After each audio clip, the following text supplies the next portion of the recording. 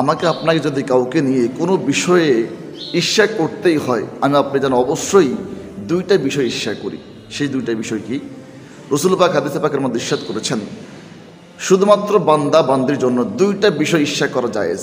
এক হচ্ছে আল্লাহ এমন কোন বান্দা বান্দিকে সম্পদ দান করেছেন এবং ওই বান্দা বান্দি আল্লাহর রাস্তায় হক পথে সম্পদ ব্যয় করা, অকাতরে ঢেলে দেওয়াকে সে সবচাইতে বেশি মহব্বত করে, সবচাইতে বেশি ভালোবাসে।